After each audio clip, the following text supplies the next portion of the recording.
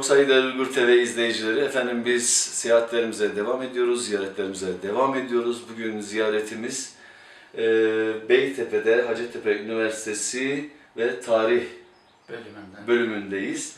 Evet. Ve yanımızda Profesör Doktor Erkin Ekrem Beyefendi var. Efendim nasılsınız öncelikle, iyi misiniz? Teşekkür ederim, sağ olun. Allah iyilik etsin. Teşekkür ediyoruz biz de. Efendim biz tabii sizi hem yaptığınız ilmi çalışmalarla hem sohbetlerinizle, yaptığınız konferanslarla tanıyoruz. Hem Türk dünyası sizi tanıyor, hem özellikle Türk dünyasının kanayan yarası Doğu Türkistan sizi biliyor. Özellikle tarih, özellikle strateji konusundaki uzmanlığınızla tanınıyorsunuz. Biz de istedik ki Uygur TV olarak bir Uygur profesörü, bir Uygur tarihçisini, bir Uygur stratejistini ekranlarımızdan çok sayıda konuklarımıza ve izleyicilerimize tanıtalım. Çünkü özellikle sizin bu Doğu Türkistan tarihi içerisindeki yürüyüşünüz olsun, sizin Türk dünyasındaki tarihsel ve stratejist olarak yürüyüşünüz olsun, istiyoruz ki gelecek nesillere mutlaka bir iz olarak kalsın. Kendinizi kısaca tanıtır mısınız lütfen? Yani doğdunuz, Evet. Türkiye'ye geldiniz ve Evet. bugüne kadar kendinizi nasıl anlatırsınız? Evet, benim doğum yerim Çin'in iç bölgesinde. Yani Gansu eyaletinin Lanzhou şehrinde doğdum. Orada büyüdüm. Orada okudum. Sonra orada tıp okudum. Türkiye'ye geldiğimde tarihe başladım. Çünkü tarih merakım vardı zaten. Hem de bu klasik Çince'nin bu özelliğini değerlendirmek üzere eski Türk tarihi üzerinde bu uzmanlık yaptık. Master'ını yaptık, doktorasını yaptık. Ve böylece bu bölümde çalışmaya devam ettik. Evet. Kaç senesinde doğdunuz? Ben 1964'te 64'te doğdunuz. Şu anda Doğu Türkistan'da 53 yaşındayım. doğdunuz. Yok, Lanzhou'da doğdum. Lanzhou Doğu Türkistan'ın doğu kısmında, Çin'in başka bir eyaleti. eyaletinde. Orada doğdunuz. Daha sonra ilkokul, ortaokul, liseyi orada okudunuz. Üniversiteyi orada bitirdiniz. Daha sonra doktora çalışmalarınızı orada mı yaptınız? Türkiye'ye mi geldiniz? Bir 5-6 sene ortopedi bölümünde bu kemik, Hı hı. Türkçe'de kırık çıkık yani Evet. bölümde 5-6 sene çalıştım. Evet. Aslında Türkiye'de bunun bir ihtisasını yapmak için gelmiştim ancak diplomamın kabulü biraz zor oldu. Neden Çünkü o olmadı? zaman da ikili anlaşmalarda henüz bu tür şeyler yoktu. Peki bu ikili anlaşmalar Çin ile olan ikili Evet, anlaşmalar mı? evet, Doğu Çin. Türkistan'la? Evet, Çin ile olan bu tür eğitim sahasındaki anlaşma. Daha sonra bu tür anlaşmalar yapıldı, izin de tanındı. Hı hı. Yani Çin'den getirmiş olan bu diplomalar Türkiye'de belli bir sınav sistemiyle kabul edilecekti. Ama ben artık master yapmışım, doktora tezde yazmışım, doktoraya başlamışım. Burada. Dedim ya bak o zaman şu Hiç tarihe gerek de yok. devam edeyim. Nasılsa bir doktor bir kişiye tedavi eder, fertlere tedavi eder. Ama tarihçi belki bir toplumu tedavi eder diye. Hem geçmişini tedavi eder hem de geleceğini tedavi eder. Çünkü Evet. gerçekten tarihte çok güzel bir noktaya değindiniz. Dünyada o kadar çok tarihi yanlış yazılmış milletler var ki, Evet. tarihleri yanlış yazılmış o kadar topluluklar var ki, maalesef günümüz dünyasında insanlar bunun hem eksikliğini ve yazılan yanlış tarihinde maalesef işte getirdiği zulümleri de yaşamaya devam ediyor. Örneğin Doğu Türkistan.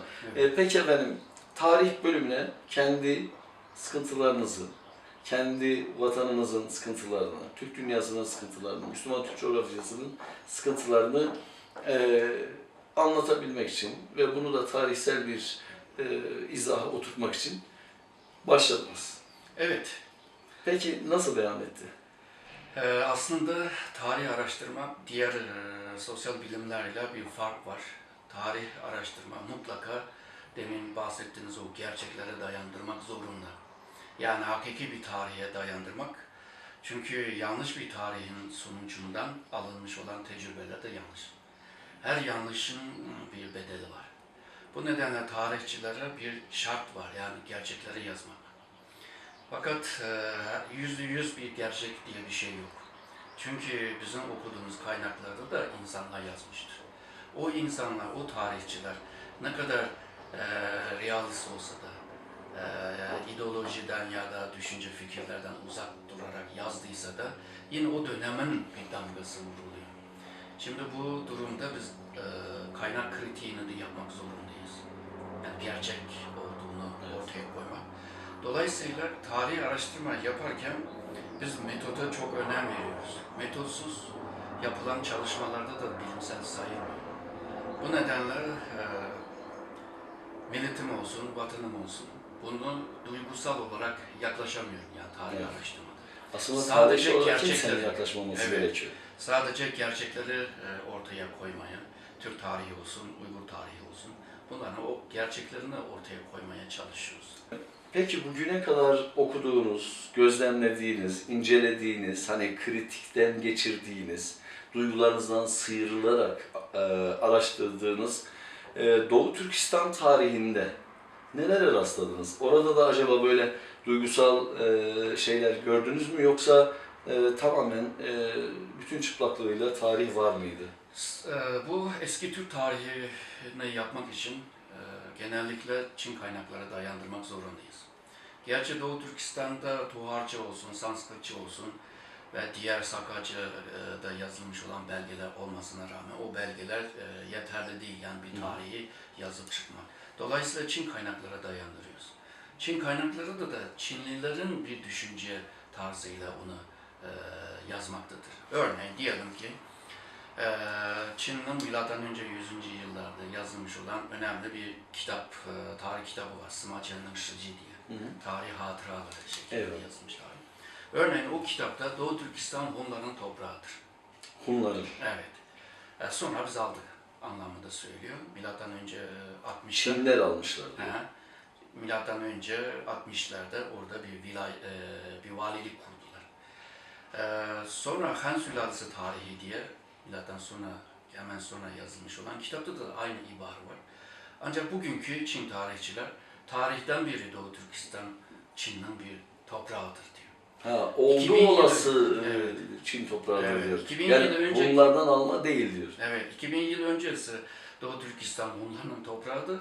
Çinliler de aynısını yazıyor ama bugünkü Çinliler böyle yazmıyor. Peki Sovyet Rusya'nın bu konuda bir arşivi olduğunu biliyoruz. Özellikle Evet. Doğu Türkistan'la alakalı. Çünkü hatta 1933-1944 İstiklal Savaşları'nda, daha doğrusu 2. Dünya Savaşı'nın başlangıcında aslında Çin'in bu kadar ilerleyebilmesinin tek sebebinin, özür diliyorum belki alanınıza giriyorum ama tek sebebi bence Sovyet Rusya. Sovyet Rusya eğer Doğu Türkistan'ı terk etmemiş olsaydı, Çin'i peşkeş çekmemiş olsaydı bugün bunlar belki de olmayacaktı. Peki oradaki arşivler için ne söyleyeceksiniz? Ruslar daha çok 16. yüzyıldan sonraki Kayıt altına almışlar. kayıtlar, daha doğrusu Orta Asya hakkındaki kayıtlar başlıyor.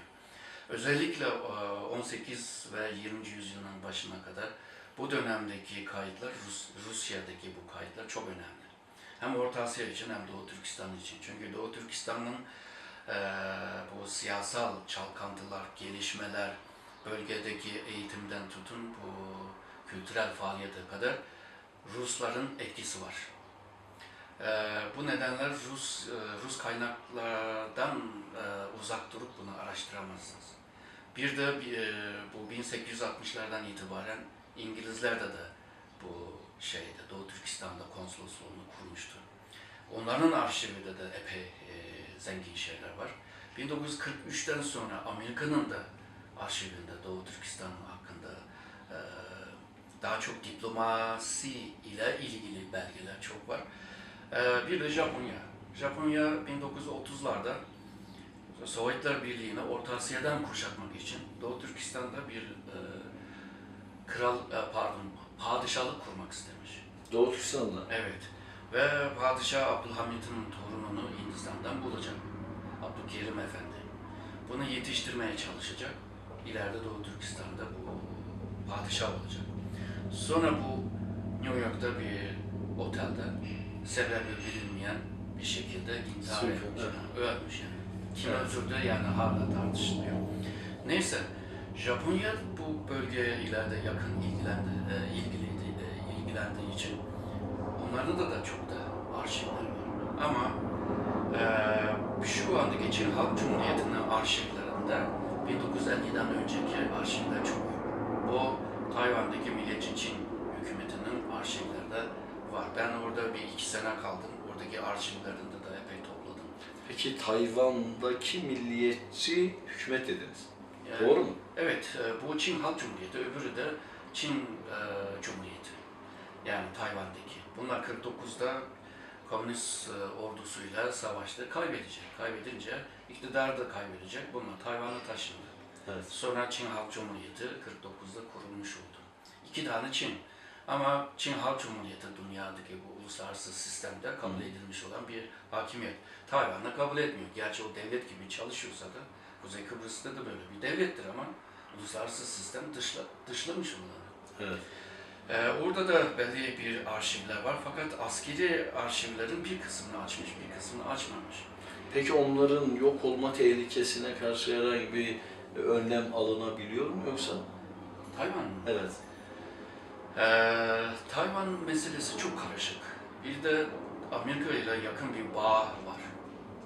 Bu bağ 1979'da Nisan ayında Amerika Kongresi'nde kabul edilmiş olan Tayvan ile ilişkileri diye bir yasa çıkardı. Bu yasa Amerika'nın iç yasası. Ama iç yasasında Tayvan'ın güvenliği, Tayvan ile ticaret yapmaları, Tayvan ile kültürel alışverişler falan bu yasa koruyor. Bu nedenle Tayvan'ın güvenliği tehdit altında hissettiği zaman da Amerika yardıma koşacak.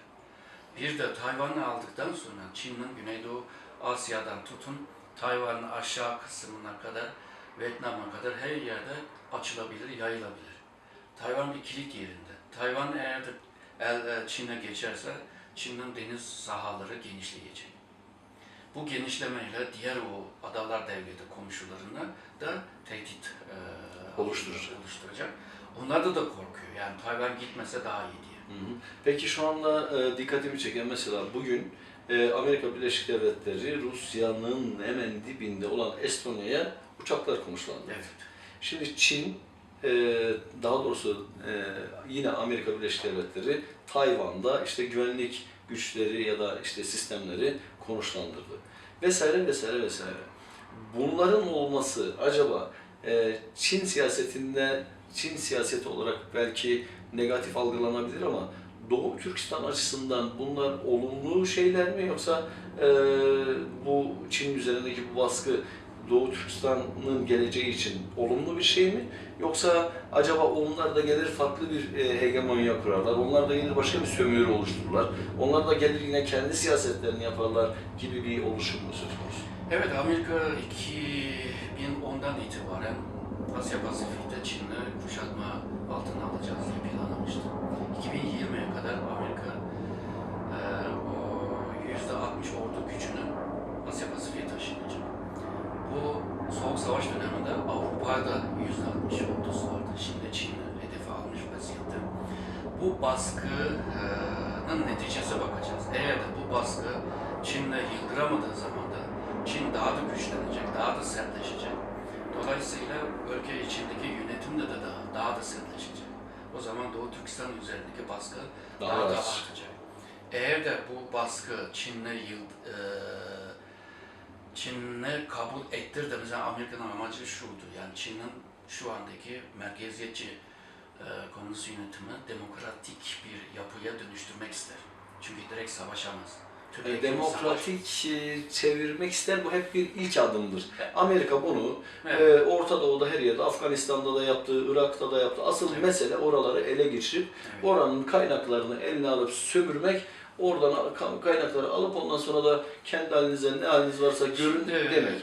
Bunun bir şey olduğunu biliyoruz, oyun olduğunu biliyoruz. Çin'in durumu biraz farklı diye düşünüyorum. Çünkü Çin büyük bir pazar. Dünyanın 1/5 nüfusunu bir pazarda toplamışlar. Yani böyle bir nüfusu 10 tane ya da 20 tane devletin nüfusu bu. Yani hazır bir pazarı Amerika bozmak istemez. Kapitalistlerin hiçbiri bozmak istemez. Hı hı. İkincisi bu nüfus eğer de dağılırsa nüfus taşıyacak. Şu anda dünyanın her yere yayılacak 1,5 milyar nüfus var. bütün Asya deprem olacak. Yani tsunami'ye uğrayacak. Bu Evet, nedenle- halk tsunamisi. Evet, dolayısıyla Çin'le yavaş yavaş rejimini değiştirerek Amerika'ya rakip çıkabilecek güce getirmeden bunu halletmeye çalışıyor. Şimdi eğer de Asya Pasifik tarafından yani Çin'in doğusunda kuşatma etkili olmazsa o zaman Çin'in batısında da bir kuşatma söz konusu olacak. Yani stratejik olarak. Evet. Bu da Orta Asya, bu da Doğu Türkistan. Peki dünya ülkeleri, yani bizim saydığımız güya işte Amerika'dır, Avrupa'dır vesaire, Rusya'dır. Doğu Türkistan'ın istiklaline nasıl bakıyorlar? İstiklal olarak mı bakıyorlar yoksa buraya demokrasinin gelmesi için mi gayret gösterilmesini istiyorlar? Aslında Doğu Türkistan'ın bağımsızlığını isteyen bir devlete göremedik. Evet, yani ben onu özellikle 1940 sizin ağzınızdan... 1944'te Sovyetler Birliği o zamanki Stalin'in bir desteği olmuştu. 44-45'e kadar bir cumhuriyeti destekledi. Ondan sonra dedi ki ya özerklik isteyeyim diye baskı yaptı. Sonra özerkliğe dönüştü mesela. Onun dışında Japonya'nın demin dediğim devlet kuralım diye bir 1930'larda olmuştu. 49 Nisan ayında Amerika'nın CIA tarafından hazırlanmış olan bir proje vardı. Doğu Türkistan'da Müslüman bir devlet kurulu. Fakat o dönemde biraz zordu çünkü Doğu Türkistan'da siyasi güçler ayrı, askeri güçler ayrı, Halkın gücü ayrı. ayrı. Bir de kuzey tarafta bir bağımsız bir yapı var.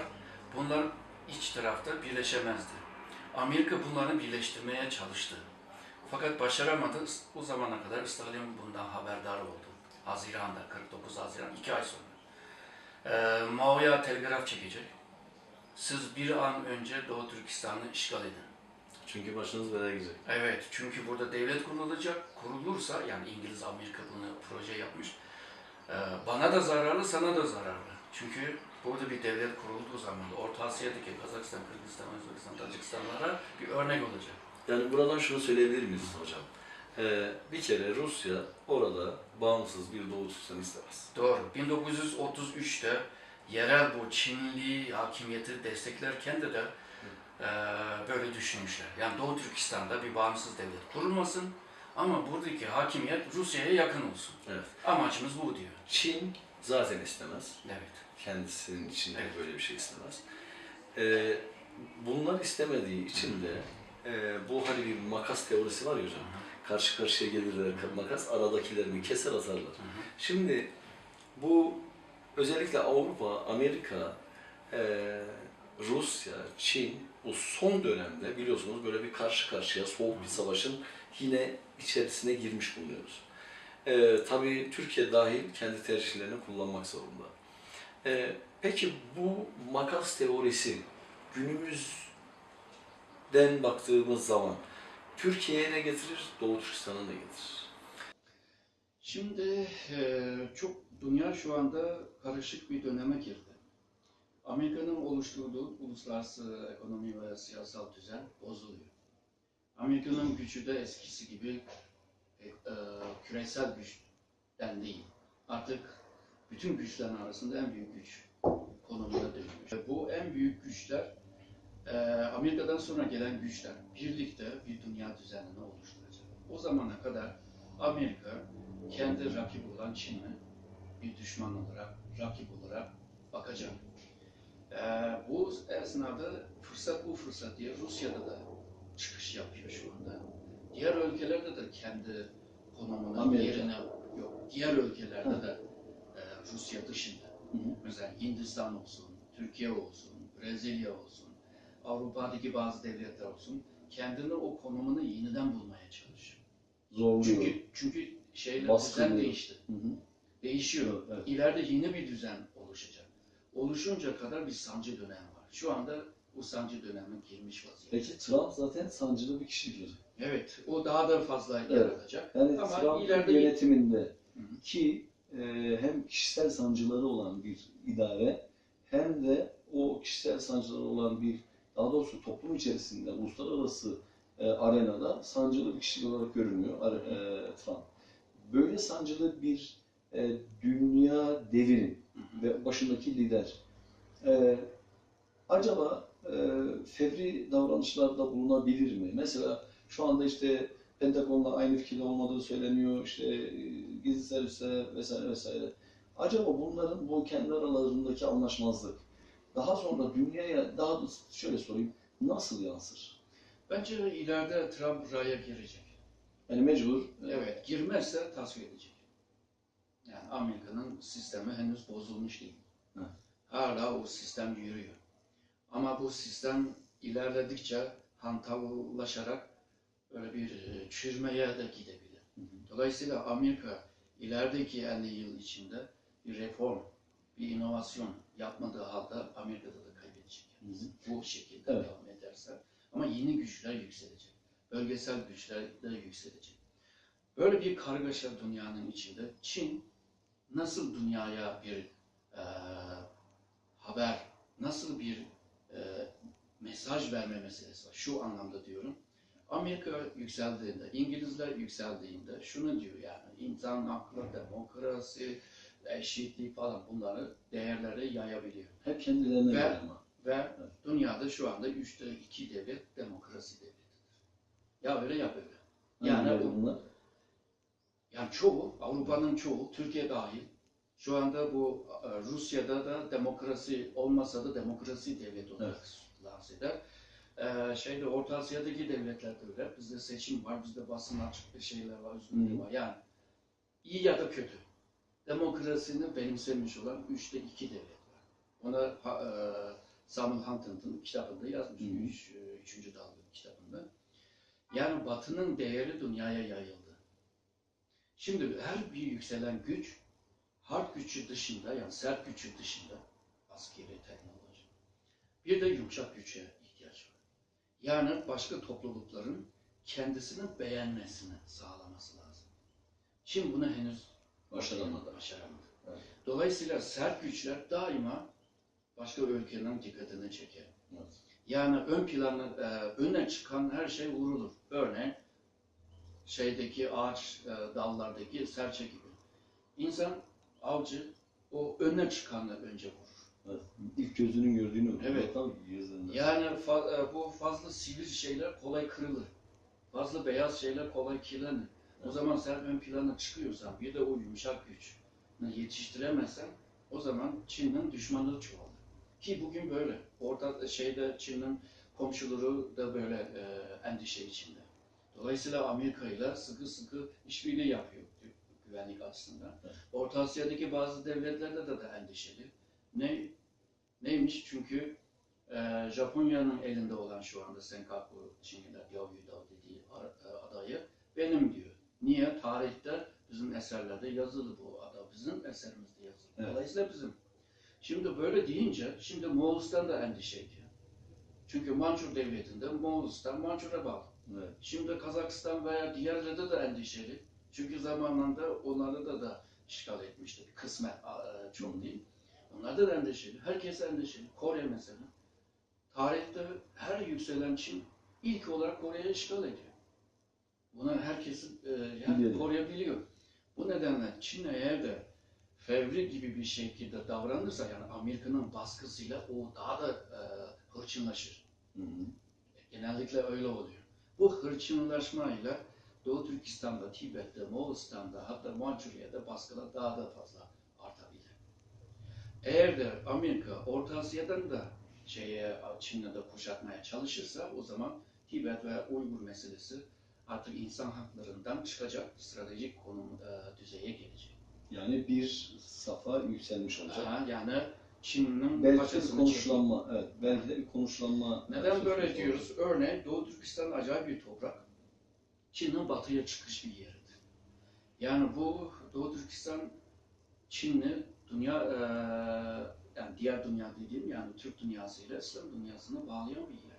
Bu bağ koparsa bağlayamaz. Evet. Doğu Türkistan Çin'in batıya Avrasya'ya ya da Avrupa'ya çıkış kapısıdır ve geçen bir köprüdür. Köprü yıkılırsa evet, kapı da kapanırsa o zaman böyle bir önemi varsa o zaman Çin'den rakipleri burasını düşünür.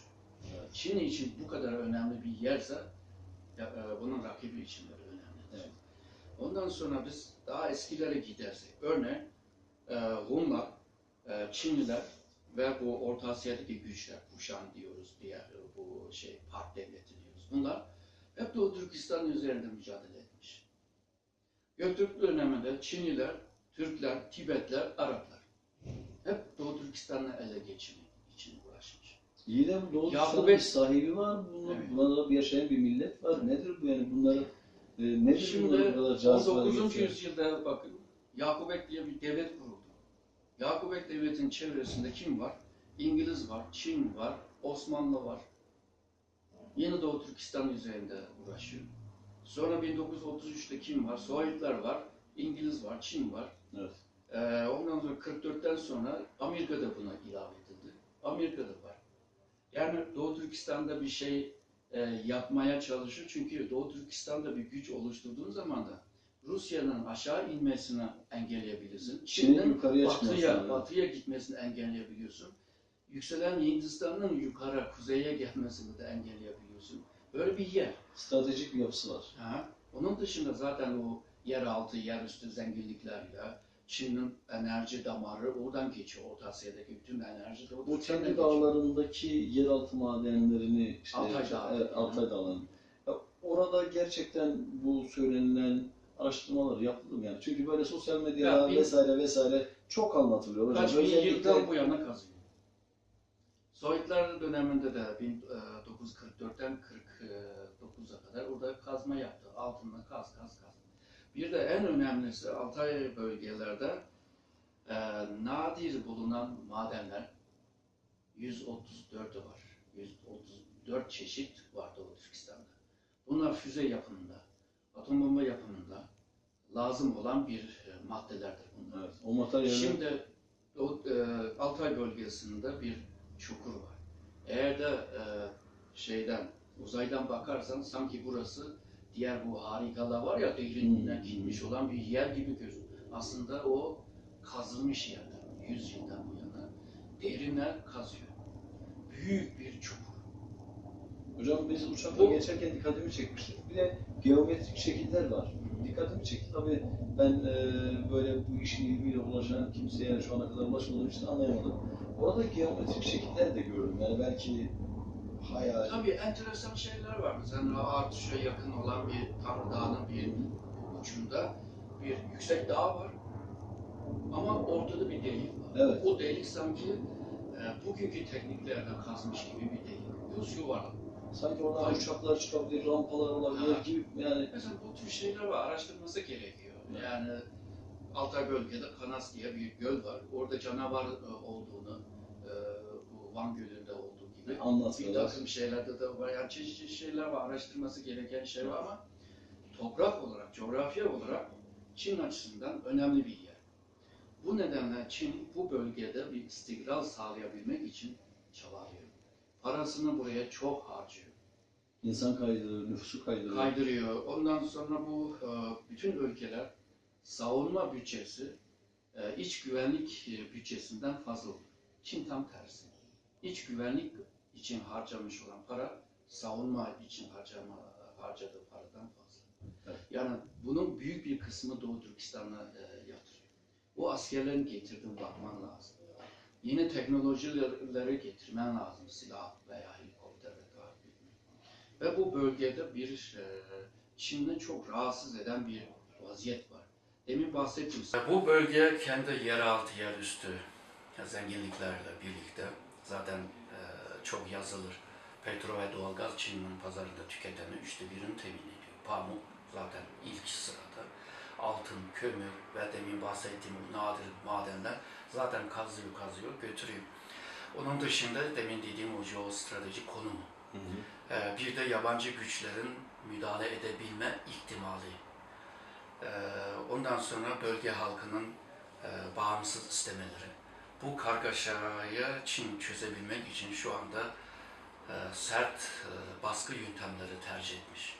Genellikle baskıcı ve sert yöntemler geçici olması lazım, dönemsel olması lazım. Yani o anda, anlık sorunlarını çözmek için. Ancak şu ana baktığım zaman da Çin bunu uzun vadede kullanmış durumda.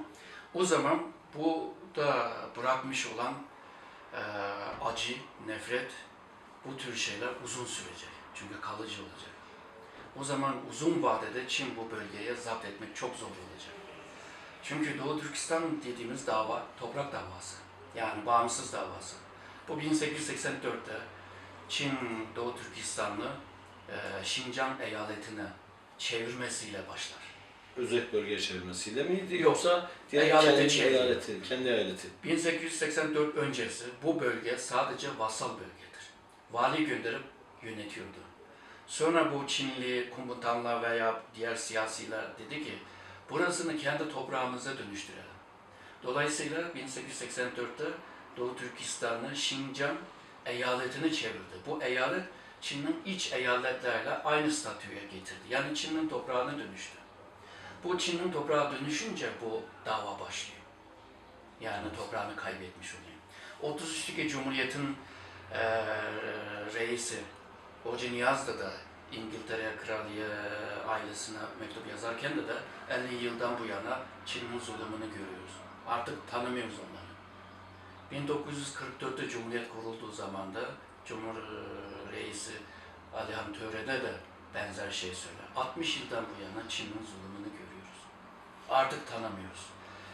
Bu laflar ileri götürdüğün zaman hepsi 1884'tü. Yani 1884'ten bu yana. Orası bir milat diyorsunuz Evet. Doğu Türkistan tarihinde. Bu dava devam eden bir dava. Ve 100 küsür senedir bunu bastıramadı. Yok edemedi. Bir dönem bastırıldı ama bir süre sonra yine başlıyor. Şunu demek istiyorum. Doğu Türkistan davasının tarihi bir özelliği var. Milli özelliği var. Dini özelliği var. Coğrafya özelliği var. Bu özellikler kaybolmadığı sürece bu toprakta devamlı bir bağımsız istemeler olur. Çin de işte bunları yok etmeye çalışıyor, bu özellikleri. Evet. Onun için müthiş bir zulüm var. Evet. Dünya kamuoyuna yansıyan ama dünya kamuoyunun maalesef bir türlü gözünü çevirip bakmak istemediği bir de yara var orada. Şimdi hocam bu söylediklerinizin hepsine katılmakla beraber işte din, dil, milliyet vesaire tabii bu olguların orada çok büyük rol aldığını söylediniz. Onun için tabii o yaranın bir türlü kanının durdurulamadığını ifade ettiniz. Bir de şunu ekleyebilir miyiz hocam? Avrupa'nın, Amerika'nın, Rusya'nın, İngilizlerin özellikle ortak menfaatte buluşamamaları da aslında o yaranın iyileşmemesinin bir sebebi olabilir mi? Tabii bu uluslararası ilişki tamamen menfaat ilişkidir. Dolayısıyla uluslararası ilişkide ahlak ile ilgili terimler, kavramlar yok. Evet. Dolayısıyla insan hakları, demokrasi o vahşi kısmını tamamlayıcı bir değer olarak kullanıyorlar. Ama yerine göre kullanılıyor. Mesela Çin'le şu anda kimse insan hakları baskını yapamıyor. Çünkü basarsan ticareti iptal ediyor. Çin pazarını sana kapatıyor. Böylece bu kapitalist olanlar Mecburen. bu nedenle Avrupa olsun, Amerika olsun, Çinliler yapılmış olan insan hakları sohbetleri kapalıdır. Basına açık değildir. Orada ne konuşuldu ya da konuşulmadı kimse de bilmiyor. Evet. Ama Çin, Avrupa devletleri, Amerika ile ticari ilişkiler gelişip gidiyor. Evet. Çin şu anda dünyanın bir numara ticaret ülkesi. Evet. İkinci numara ekonomi ülkesi. Evet. Böyle bir ülkeyle ilişkini bozmak istemez. O zaman ne olacak? Doğu Türkistan, Tibet bu konular ikinci Plana geçmişler. Üçüncü planda da geçecek. Hocam şimdi sohbetiniz çok tatlı. Tarihin içerisinden hem stratejik olayları da irdeleyerek geliyoruz. Ben tabii ki zamanımız kısıtlı. Evet. Şu anda Avrupa Konseyi'nin Türkiye için bir şey var. Artık denetlemeye aldık, işte gözleme aldık diye bir karar çıktı. Bunu nasıl değerlendiriyorsunuz? Bu bir siyasi karar mıdır? Bu bir gerçek bir olgu mudur? Yani bir stratejist olarak, bir tarihçi olarak Avrupa Birliği ilişkilerini ne kadar takip ediyorsunuz bilmiyorum. Sizin uzmanlık alanınızın olmadığını söylemiştiniz başlangıçta. Ama yani en azından burada yaşayan bir bilim adamı olarak olayı nasıl değerlendirirsiniz? Avrupa açısından bakıldığı zaman da Türkiye'den ya da Türklerden uzak durmak ister.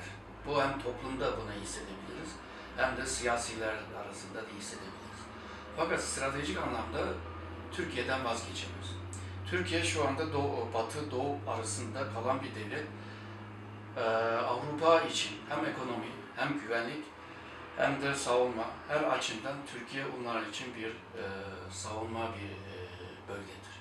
Kendini savunabilecek bir bölgedir.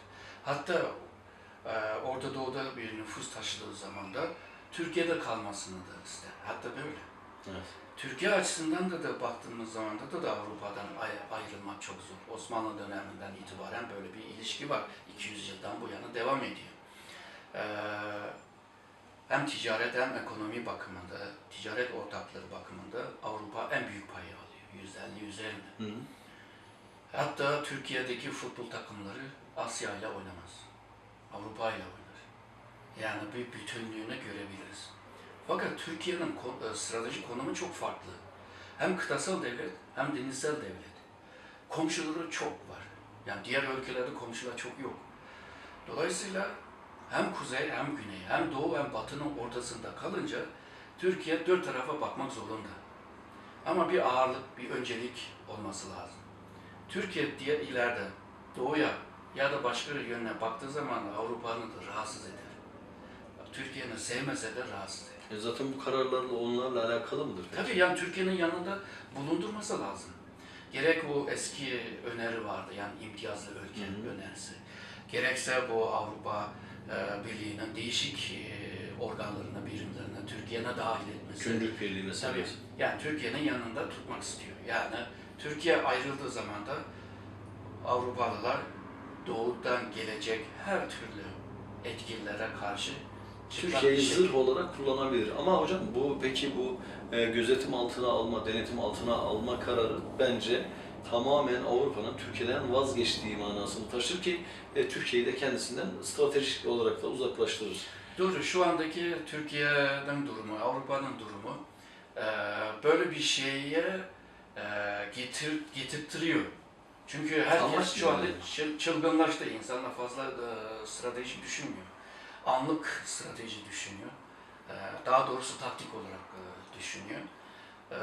Uzun vadede benim demin dediğim gibi yani Türkiye'ni uzaklaştırmak istemez. Dolayısıyla bazı kararlar ileriki bir zamanlarda onu düzeltici bir şeylerde de dönüştürebilir. Evet. Zamanında Türkiye Cumhuriyeti kurulduğu zamanlarda da bazı Avrupa devletler Amerika'da düşünmüştü. Yani o Osmanlı'nı tamamen kaldırıp da Türkiye Cumhuriyeti'ni tamamen kaldırırsak Sovyetler Birliği ile yüz yüze kalacağız.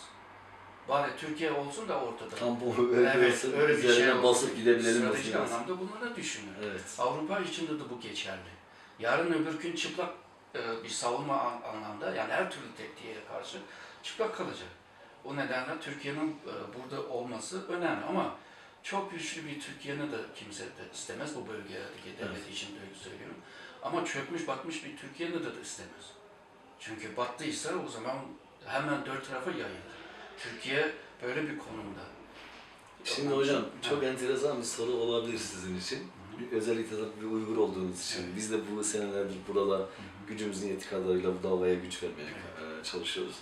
Şimdi Türkiye'nin Çin'e bir yaklaşma durumu var. Evet. Bir de Avrupa'dan uzaklaşıp Çin'e bir yaklaşma ya da Amerika'dan bir şekilde çünkü arkadan sürekli bize işte yüzümüze gülüyor arkadan istediklerini hançerliyorlar, istediklerini de yapıyorlar ve bu herkes tarafından alenen biliniyor, önceden de biliniyordu ve hükümetler de bunu bilmesine rağmen söylemiyordu ama şu andaki hazır hükümet bunu açık ifade ettiği için bu sefer tamamen sizin dediğiniz gibi çırılçıplak yüz yüze geldi tehlike.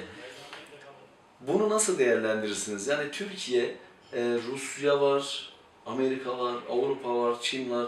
Şu anda böyle bir seçime zorlanıyormuş gibi bir durum var. Ne yapmalı Türkiye?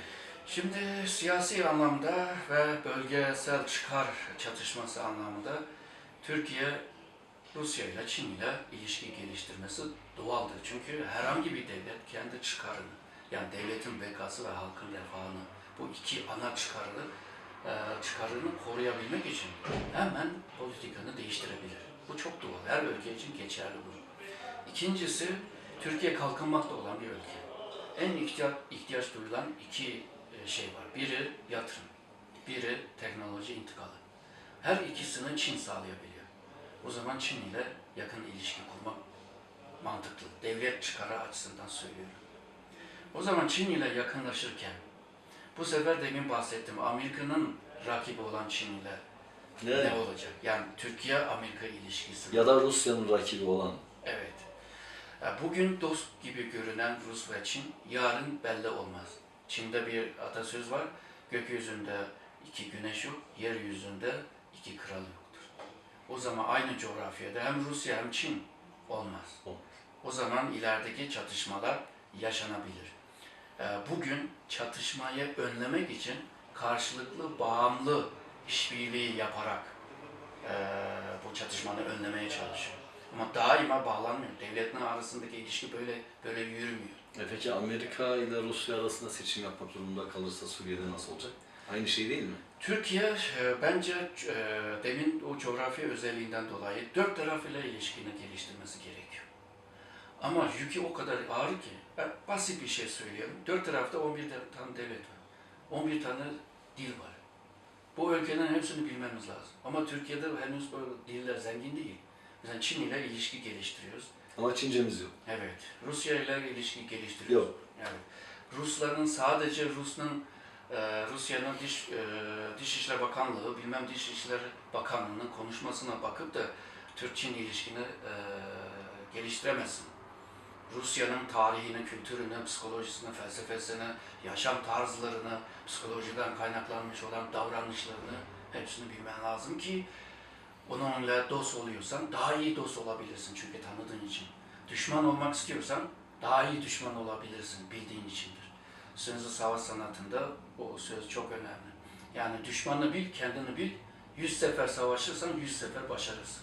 Evet. Düşmanını bilmeden yola çıkarsan, sadece kendini bilip de düşmanı bilmiyorsan %50 başarırsın.